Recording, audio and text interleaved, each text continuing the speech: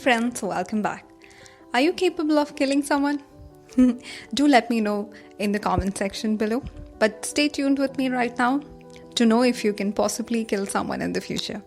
Let's look at some of the psychological factors that may be associated with the murder. Domestic violence could be another reason. It does not always lead to a murder, however, there exists a definitive pattern. Warning signs that apply to almost all domestic violence cases includes when your partner insists on controlling everything. Your partner yells at you, your partner calls you names, your partner destroys your belongings, your partner physically hurts you, and he or she threatens to hurt you or your loved ones too. Often, outbursts will be followed by lengthy and convincing apologies, and then this cycle keeps. What is a need satisfaction? I think we all know what are needs. We all have needs. Motivational science establishes that just like you and me, psychopaths or those people who murder someone or kill someone also have certain basic psychological needs to satisfy. When need satisfaction is continually denied during a day-to-day basis, maybe at work or school interactions or even personal relationships, individuals are prone to turn to other less socially acceptable strategies to remove or redirect their frustration. These strategies are described as self-handicapping behavior by psychologists and can even take many shapes such as self-harm, substance abuse, and sometimes even murder. Goal attainment. One of the most basic human needs is believing we have the talent and ability to reach desired outcomes. When goal attainment is blocked, some people suffer a sense of self-defeat, feeling incompetent because desired outcomes appear unobtainable. Under ideal circumstances, we try again or use different approaches to reach our goals. However, if we believe we lack control over our lives or doubt our ability to reach goals, we become frustrated. In turn, frustration, which is a highly motivating emotion, must be eliminated, or we continue to feel badly about our perceived inadequacy. A simple solution is to change goals or pursue an easier target. But for some, it could be murder. Lack of emotional intelligence. Individuals who commit aggression lack strategies to deal with emotional regulation, that is, controlling our emotions. We also need to know that if we are frustrated, we need to know the source of the frustration, and the response is taken to reduce the emotional distress. You probably know what I mean when somebody shouts at us. Maybe it is a school teacher or our boss. We don't really express our anger towards the person directly. Maybe we might just verbally abuse them in our minds, or maybe even just punch a wall when you're angry. But sometimes, for the killer, the solution is just a murder. Lack of self-control. When we invest effort in something we usually do, we expect something in return. But murderers are impatient and lack self-control. They do not demonstrate self-control because they cannot tolerate the waiting for accomplishing more in life or getting better jobs or becoming more healthier and wealthier than other individuals do. So since they lack the self-control and since they cannot wait for long term, they end up choosing murder. Drug and alcohol involvement. Substance abuse and alcohol are commonly associated with a gang culture. Social influence can prompt violent crime and murder. A glorified view of homicide or a killing can influence men and women to kill for seemingly nonsensical reasons, that is, completely illogical reasons, such as maybe even a petty theft. Drug use often results in paranoia, increased levels of impulsivity, and poor judgment. It surely affects your logical judgment. Monetary transactions suspected to have gone bad can also fuel murder. The best warning sign of trouble is the situation itself. Well, how will you feel if someone calls you incompetent?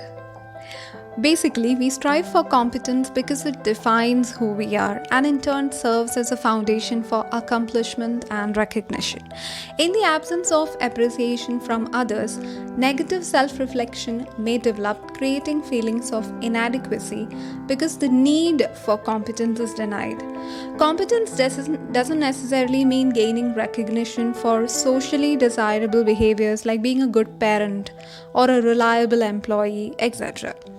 Ironically, recognition from the media, law enforcement, and others is obtained by killers through the commission of the most heinous crimes. Principle of reciprocity basically means getting even with people who treated you good. For example, if someone treated you good, you respond to them in a good way by getting them gifts or giving them verbal reinforcements. But in the mind of the criminal, it means taking your frustration out on others. Satisfying the reciprocity motive often results in abuse, cruelty, violent behavior, and possibly murder.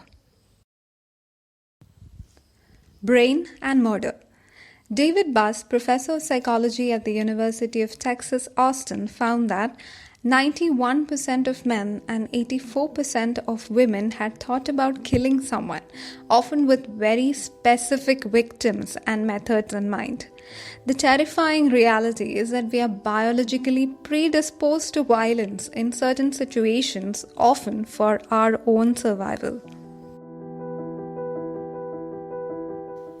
In Molenberg's study, it was found that orbitofrontal cortex, temporoparietal junction, and fusiform gyrus were some of the brain regions involved in moral processing.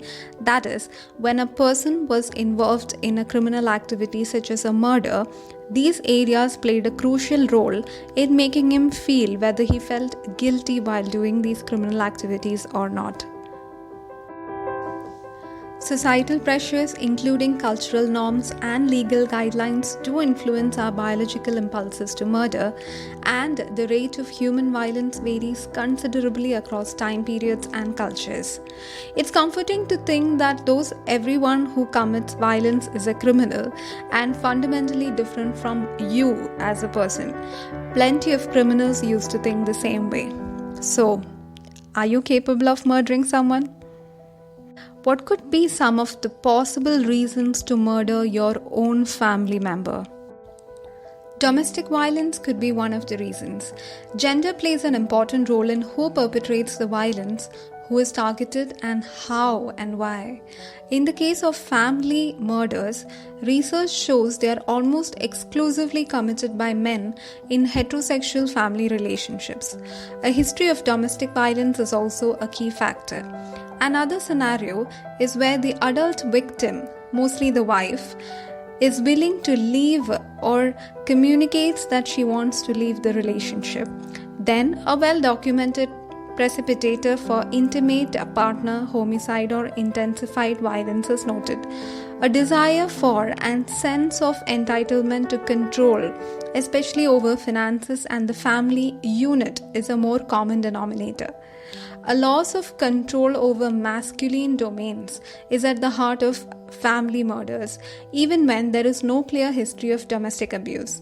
Given these factors, family murders are usually premeditated, that is, they are pre-planned. So finally, we arrive at the question, can you become a killer in the future? Firstly, you recognize that there are more socially acceptable ways to reach your goals than taking your frustrations out on others. Unlike the I want it and I want it now murderer approach, you know that achievement and recognition are a function of effort exerted over time. You know how to channel your emotions productively to maintain positive relationships with others. You are different than the killer in part because you likely had a positive role model, one or more mentors such as parents, friends, co-workers, or a health professional who modeled or taught you how to deal with frustration, a luxury that many murderers don't have. In absence of a credible friend or relative to teach us socially acceptable ways of dealing with frustration and failure, some people resort to dangerous strategies to eliminate their psychological pain. Successful individuals also believe that they can control their destiny and determine their success. When you make a mistake or miss a target, you try harder or choose a different approach to reach your goal. If you have all these qualities, then you know that in future you may not be a killer.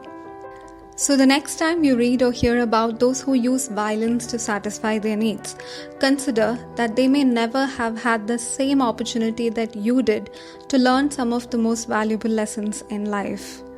Thank you, and I hope you liked the video. If it was informative, please share it with your friends and family and subscribe it. Thank you.